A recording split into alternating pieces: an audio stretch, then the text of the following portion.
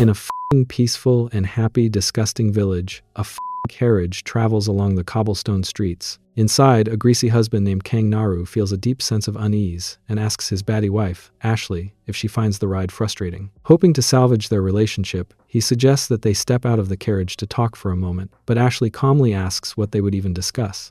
Naru nervously brings up the topic of their upcoming divorce, wondering aloud if they simply failed to communicate enough during their marriage. Ashley, however, gently shuts down the conversation, stating that they have already made a firm and final decision.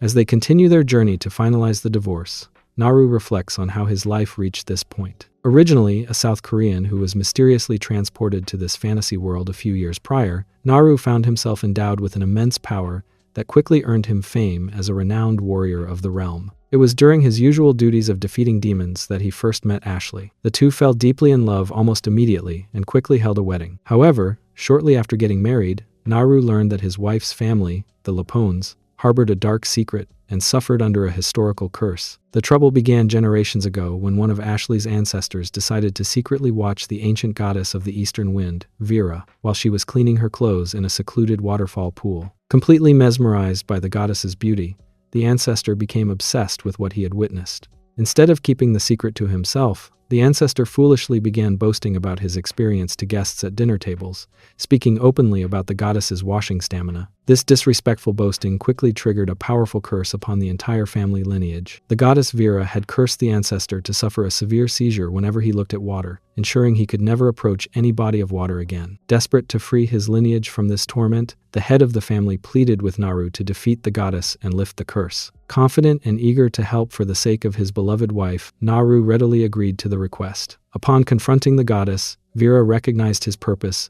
and proposed a bet instead of a straight battle. The terms of the wager required Naru to live a life at absolute rock bottom without ever revealing the agreement to anyone. To set the bet in motion, Vera stripped Naru of his warrior strength, leaving him powerless on the battlefield, where he was subsequently gravely injured. Returning home as a broken and defeated soldier, Naru faced public mockery, and a deeply ashamed Ashley eventually handed him divorce papers. Though Naru felt a quiet resentment, he was bound by the bet and could not explain the truth. Back in the present, as the carriage arrives at their destination, Ashley coldly tells Naru to get off by himself and warns him never to expect her help again. As Naru slowly exits using a crutch, he wonders if she would still love him if she knew his downfall was entirely for her sake. Soon after, the court officially nullifies the marriage under the name of God. Walking away with a heavy limp, Naru resolves not to look back with regret. He decides to hide out at the Thunderfield Guildhouse to avoid the impending gossip. 2 weeks later, while resting in bed and reading, Naru is interrupted by a sudden knock on his door. Annoyed because he had asked the guildmaster for a month of complete privacy, Naru sets his book aside and opens the door to find the queen's aide. The well-dressed man tips his hat, confirming Naru's identity before asking if his legendary strength has finally returned, explaining that Her Majesty is anxiously waiting for his comeback. Naru apologizes to the queen's aide, explaining that his power has still not returned. Ever since his divorce, the royal palace has continuously sent messengers to his door,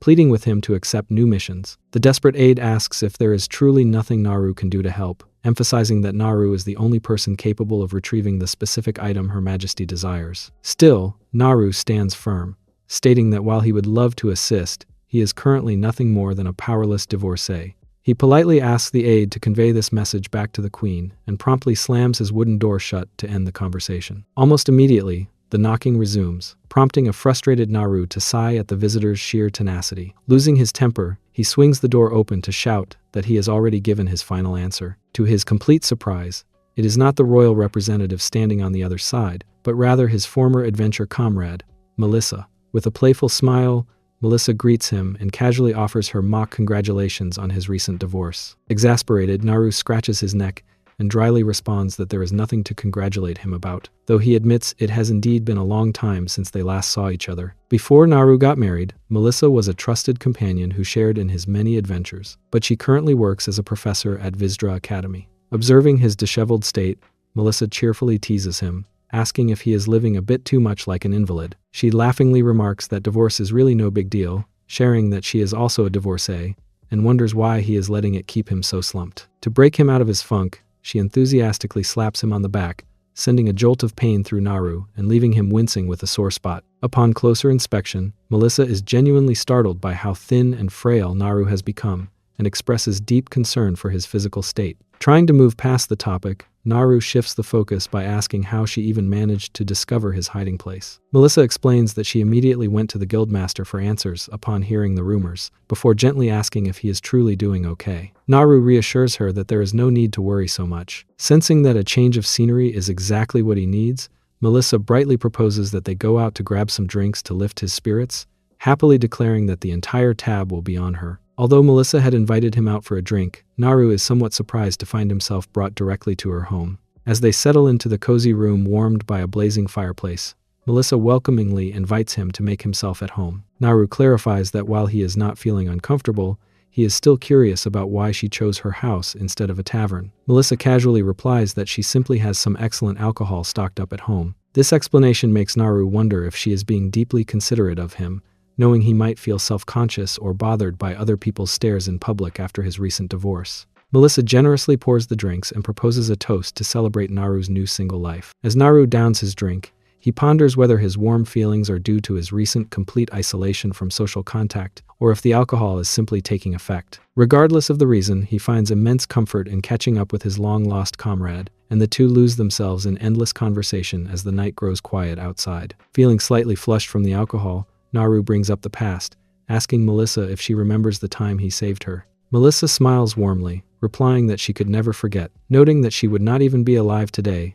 if not for his timely intervention. However, the light-hearted mood takes a sudden turn as Melissa hesitates, blushing deeply. She nervously wonders aloud what would have happened if she had confessed her feelings to him back then, questioning if he would have accepted her. Naru is completely caught off guard by her sudden revelation, nervously scratching his neck and laughing. He responds that the idea of them becoming a couple seems impossible, pointing out that their fellow comrades would have teased them relentlessly.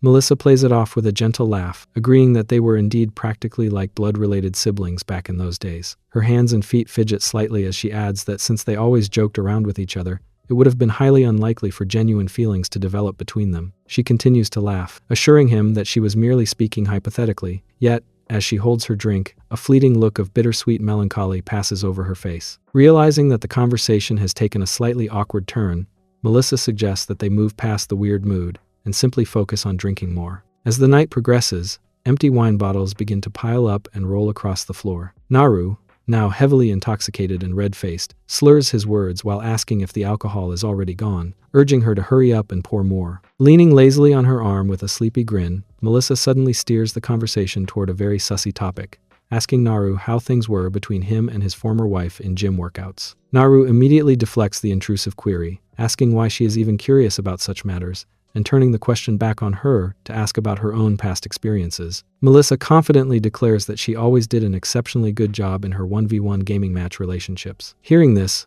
a drunken Naru scoffs and mockingly mutters that a tomboy like her could never have been that skilled. This playful insult immediately strikes a nerve with Melissa, who glares at him with sudden irritation and demands to know what he just said. Declaring that she has been going way too easy on him and can no longer hold training urges back, Melissa determinedly wears her jacket, preparing to initiate a wholesome, sparring practice with him right there. After finishing their long night of close combat fighting, the house falls perfectly quiet as morning approaches. Naru lies awake in the gym pit, resting next to a sleeping Melissa. He finds himself reflecting deeply on his new path, wondering if he will be able to perform well as an assistant academy professor given his currently weakened physical state. His anxiety triggers painful memories of how his former family treated him after his downfall. He vividly remembers Ashley coldly telling him to disappear after seeing him in such a defeated state, and other family members sneeringly accusing him of being a scammer who had no right to marry into their family. They had even told him that his poor skills were pathetic, warning him never to try to help others again. Gritting his teeth in frustration at these memories, Naru turns his gaze toward Melissa, who is sleeping peacefully. Looking at her, Naru is deeply moved by the realization that there is still someone who truly trusts and supports him. Despite his current limitations, he makes a firm promise to himself that he will rise again and get back on his feet. As morning sunlight fills the room, Melissa helps Naru wear a jacket, carefully adjusting his necktie. She cheerfully remarks that the neat attire makes him look like a proper professor. Feeling a bit embarrassed but deeply grateful, Naru thanks her for her unwavering support. Melissa brushes off his gratitude, insisting that such a small favor is absolutely nothing. She announces that he is all set and asks if they should head out. Naru agrees, confirming that they should head to the academy. Although everyone deemed him completely useless after his abilities vanished, Naru gazes determinedly at the grand gates of Visdra Academy, ready to start his new life. As Naru takes his first steps through the academy's massive stone archway, his mind is filled with quiet determination. Standing before this new beginning, he resolves to prove his worth once again, relying entirely on his own relentless persistence and hard work to forge a successful path forward. Inside a dimly lit dungeon chamber, a highly skilled warrior named Logan successfully retrieves a mysterious pink bottle, noting that he has finally found the ancient artisan's pheromone perfume. As a hero praised worldwide for his outstanding abilities, Logan sheathes his sword over the remains of a defeated beast and commands his subordinates to prepare for their return, a directive they eagerly follow. Despite his formidable reputation, Logan has always functioned as the second in command, continuously seeking any opportunity to gain the Queen's personal recognition during Naru's ongoing absence. Returning to the castle of the Relitz Kingdom, Logan marches confidently through the grand sunlit corridors of the palace. Upon reaching the ornate doors of the inner chambers, he is greeted with a polite bow by a middle-aged maid named Marie, a countess who directly serves the Queen as her closest confidant. Logan offers a smug smile and presents his hard-earned prize, carefully pulling back the protective cloth to reveal the glistening bottle of perfume. Marie gasps in awe, recognizing it immediately as the rare treasure the Queen has been desperately searching for, and promises to deliver it to Her Majesty right away. Seizing the opportunity, a slightly anxious Logan asks Marie how many times the Queen has mentioned his name over the past week. For a knight of the realm, there is no greater honor than having their name praised by the sovereign,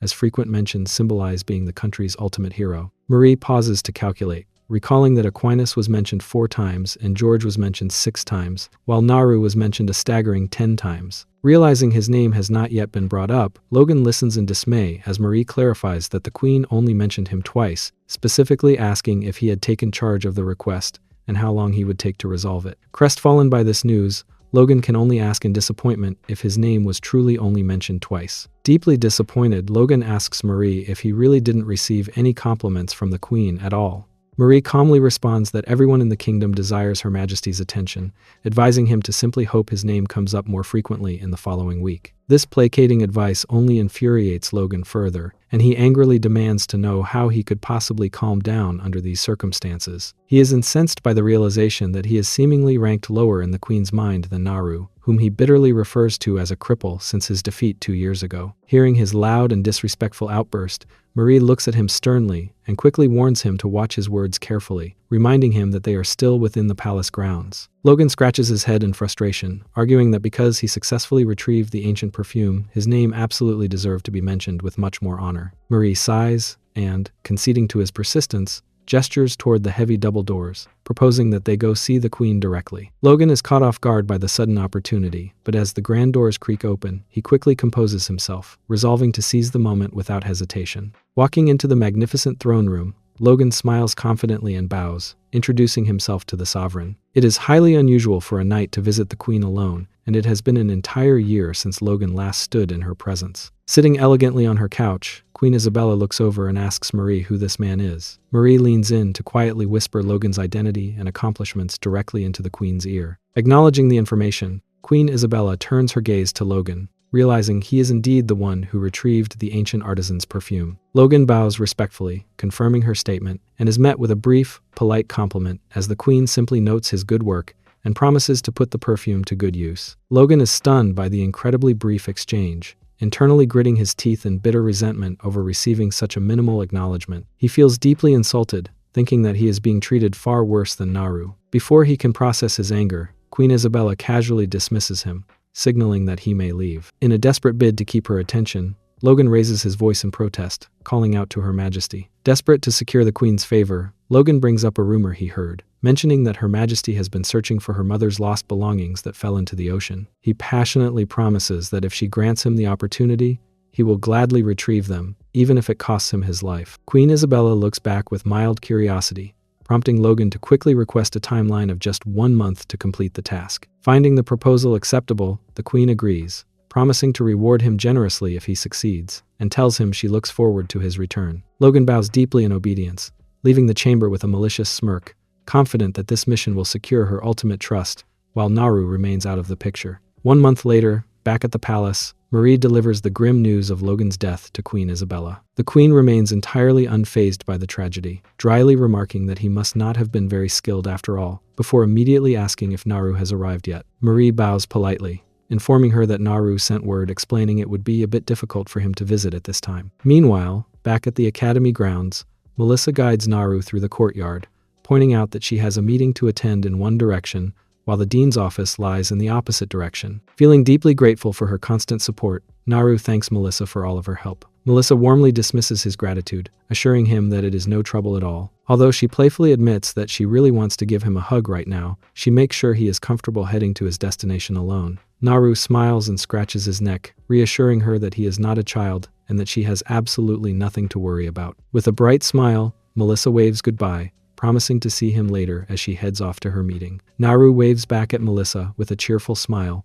calling out for her not to be late. Reflecting on how much vital help he has received from her lately, Naru pumps his fist in quiet determination, resolving to work as hard as he possibly can in his new role. However, as Naru slowly turns and limps away, he is closely observed by a purple-haired student standing nearby. Crossing her arms with a cold and skeptical expression, she lets out a deep sigh of disappointment. Watching his uneven steps, she finds it highly difficult to believe that this fragile, injured man is truly the legendary figure who was once praised as the realm's greatest hero. Back in the majestic setting of Vera's hall, an hourglass slowly drains its last grains of sand. Observing the successful completion of their wager, the goddess Vera praises Naru's resilience, admitting she initially expected him to give up quickly, but he managed to endure the grueling pain until the very end. True to her word, she happily declares that she will lift the curse plaguing the Lafone family and fully restore his legendary warrior powers. Sometime later, Naru is limping through the sunlit grounds of the academy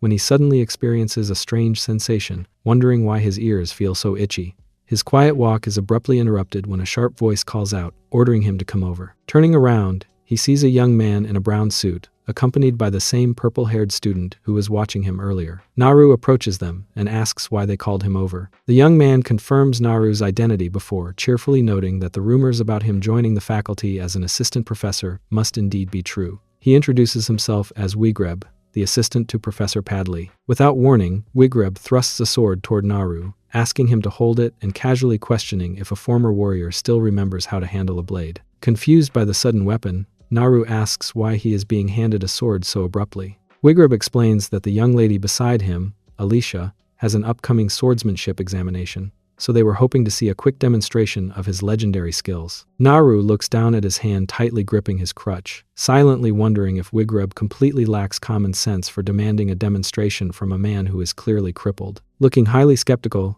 Alicia chimes in to mockingly ask if he is really unable to perform such a basic task, questioning his past status as a hero. Keeping his composure, Naru politely declines, explaining that performing a sword demonstration would be quite difficult for him right now due to the injured state of his leg. Hearing his polite refusal, Alicia simply lets out an annoyed scoff. Showing complete disinterest in the crippled warrior, Alicia commands Wigreb to hand the sword over to Naru, flatly stating she has no desire to touch it herself. Wigreb tries to present the blade once more, letting out a disappointed sigh at Naru's refusal. Realizing that staying to argue with them will only leave him physically and mentally exhausted, Naru decides to disengage. He offers his sincere apologies, states that he will be taking his leave first, and offers a brief wave as he departs. Alicia watches his retreating figure with her arms tightly crossed, grumbling to herself that he is absolutely no fun. Sometime later, Naru sits inside the president's office, listening to the elderly head of Visdra Academy. The president goes on a lengthy monologue,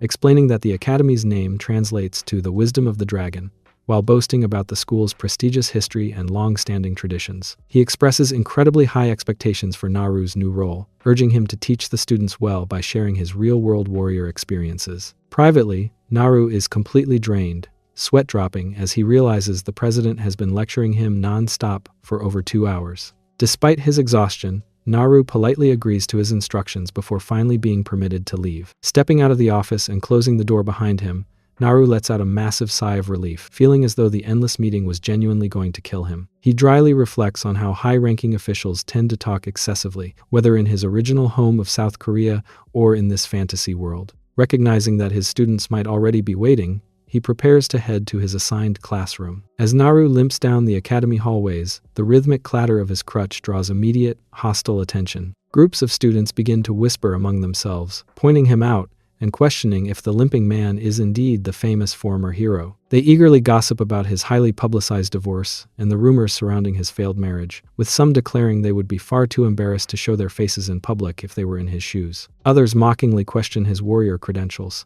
snidely wondering if a teacher in his physical condition would easily lose in a fight against the students themselves. Hearing the cruel chatter, Naru flinches and quietly clicks his tongue, deeply annoyed by how easily everyone spreads rumors. He thinks to himself that if these students only knew the true, self-sacrificing reason behind his downfall, they would never dare speak of him in such a disrespectful manner. Although the situation is highly upsetting, he remains bound by the terms of his wager with the goddess and cannot defend his reputation, leaving him with no choice but to endure the slander in silence. Steeling his nerves, Naru walks down the quiet corridor toward the classroom for Class RS, the remedial student division, pausing just outside the door with his heart pounding in anticipation. Just outside the classroom door, Naru takes a moment to calm his mind, admitting to himself that he feels a bit nervous before finally stepping inside. As the heavy wooden door swings open, he politely introduces himself and greets the students waiting inside. He is met by 3 students, a white-haired girl covered in bandages named Lydia, a brown-haired girl named Hazley, and an energetic pink-haired girl named Angelina. Lydia is the first to offer a greeting, while Angelina eagerly calls out to him. Stepping forward with a bright smile,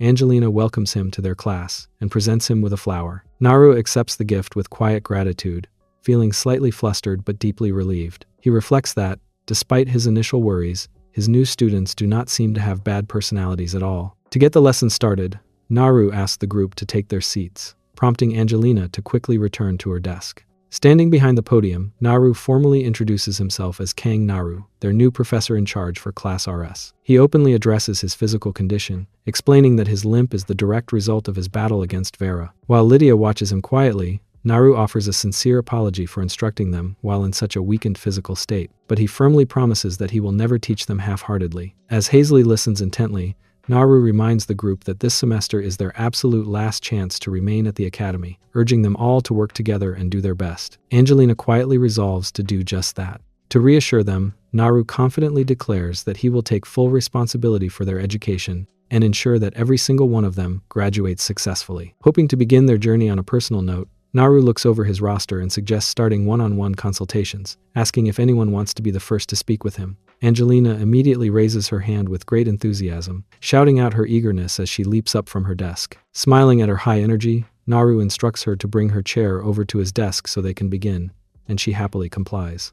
Naru begins the first consultation by confirming Angelina's name. She proudly responds that she is the young lady of the Mats family, a lineage renowned for its loyalty to the kingdom, having steadfastly guarded its gates for hundreds of years. Trying to guide the conversation back to her studies, Naru asks about her major, and Angelina excitedly reveals that her specialty is water magic, eagerly offering to show him a demonstration right then and there. Surprised, Naru asks if she truly intends to perform it in the classroom, which she enthusiastically confirms. However, her excitement quickly fades into slight embarrassment as she admits she cannot show him anything too grand, explaining that because of her unique constitution, casting even a few simple spells completely drains her of her mana. This makes Naru realize that her exceptionally low mana capacity is likely the reason she was placed in the remedial division. Deciding it is best to avoid unnecessary strain, Naru suggests postponing the magic demonstration for another time and calls for the next student to come forward. The quiet, white-haired girl approaches, and Naru starts by asking for her name,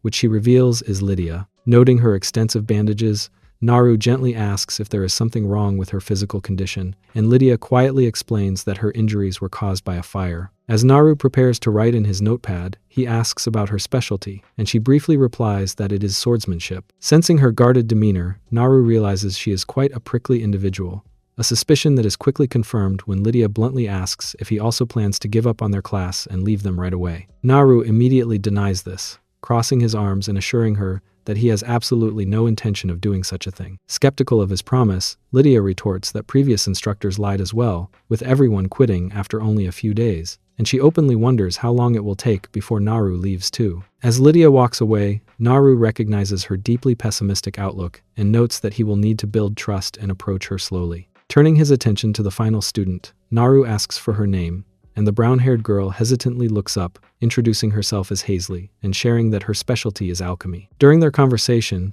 Hazley suddenly blushes deeply and accuses Naru of looking at her school bag far too blatantly. She crosses her arms tightly, stating her hope that he can view her with the proper perspective of a student rather than a target of attention. Naru is completely dumbfounded by the accusation, sweat dropping in confusion while Hazley continues to breathe heavily, internally calling him incredibly lecherous. Realizing how easily she misinterprets his gaze, Naru silently resolves to be extremely cautious around her from now on. Witnessing this awkward accusation, Angelina stands up abruptly, slamming her hands on her desk, and angrily demands to know why Hazley is calling their new professor a disgrace. Before Hazley can even respond, Angelina snatches her classmate's bag and dumps its contents onto the desk, exposing several highly detailed sussy boxing practice books. Angelina loudly declares that the real disgrace in the room is Hazley herself. Mortified, Hazley calls Angelina a snitch, but Angelina continues her verbal attack, pointing out that Hazley's grades are always low because she is constantly lost in her own wild fantasies. Lydia watches the dramatic scene unfold quietly as Hazley trembles with intense embarrassment and rage. In a desperate bid to make Angelina stop, Hazley grabs a glass flask containing a bubbling red liquid. Though someone yells for her to stop, she loses her grip and the flask goes flying, crashing heavily to the classroom floor where it immediately shatters. The impact triggers a sudden explosion, out of which emerges a fiery element lizard. Angelina screams in terror as she recognizes the creature as a salamander. The fiery beast immediately leaps onto the wooden bookshelves, causing the flames to spread rapidly across the classroom. Realizing the gravity of the situation, Naru calls out to the girls in alarm as the room is quickly engulfed in fire. With his students in immediate danger, he desperately searches for a solution and realizes that the only way to quickly neutralize the threat is to smother the salamander with his own body. He knows that doing so will inevitably leave him severely burned, but despite his limitations, Naru resolves to act, taking a painful, limping step forward to save his students. Determined to protect his students at all costs, Naru decides that it is far better for him to take the brunt of the danger than to let the girls suffer any injuries. With absolute resolve, he throws himself directly over the fiery salamander crawling across the stone floor. Smothering the elemental beast with his own body, Naru braces for the impact of the landing, fully expecting to feel the agony of the burning flames. However, instead of the expected pain of a classroom fire, the scene suddenly transitions to the eastern part of the continent, high in the beautiful green-waste mountain range. Squeezing his eyes shut in confusion, Naru slowly blinks open his eyes and looks around, completely bewildered by what just happened. Rather than a burning room, he finds himself standing on a peaceful, sunlit, grassy hill, left wondering how he could have possibly arrived in such a serene and open place. Looking toward the crest of the hill, Naru notices a large tree where a beautiful, green-haired woman dressed in elegant white fabric is resting. Sensing his presence, the woman turns toward him and gasps in absolute shock. Staring directly at Naru with wide eyes, she calls out to him in complete disbelief, instantly recognizing his face. In their spiritual meeting, the goddess Vera formally admits her defeat, promising to release the curse plaguing the Lapone family and fully restore Naru's legendary strength as agreed. Desperate to return to reality, Naru urgently begs her to hurry, explaining that his students are in immediate danger. Amused by his frantic rushing, Vera warns him that reclaiming his powers might be a somewhat painful experience. Suddenly, Naru is hit by an intense, burning wave of heat, forcing him to summon every ounce of his willpower to endure the agonizing transition. He struggles through the burning sensation, panting heavily as he desperately tries to catch his breath. Once the process is complete, Vera hovers gently down toward him, confirming that she has kept her end of the promise. She then curiously asks Naru how it felt to live his life without any of his legendary powers. Looking up dejectedly, Naru admits that the experience was miserable, explaining that as soon as his abilities vanished, his beloved wife abandoned him without a second thought. Vera notes that being stripped of his status was a known term of their wager, asking if he truly believed things would turn out differently. Naru sighs deeply, admitting he foolishly believed Ashley would love him unconditionally regardless of his state, because of how deeply they had once cared for each other. He bitterly realizes that her attitude shifted completely because she only valued him for his power rather than who he was as a person. Vera listens quietly before offering a knowing smile. Acknowledging the disgraceful behavior of the Lapone family, she decides that Naru deserves some compensation and announces her desire to leave him with a special gift. Extending her hand, she unleashes a bright surge of magical energy toward him. As a crackling aura envelops his body, Naru is left wondering about the strange and powerful sensation coursing through him. With a soft giggle, Vera happily reveals that she has just bestowed a special new power upon him. Before his departure from the spiritual realm, Naru asks Vera what specific power she is talking about, but the goddess floats upward and tells him she has no reason to reveal it, suggesting he find out for himself. With a playful farewell, she promises they will meet another time before vanishing into a blinding flash of light.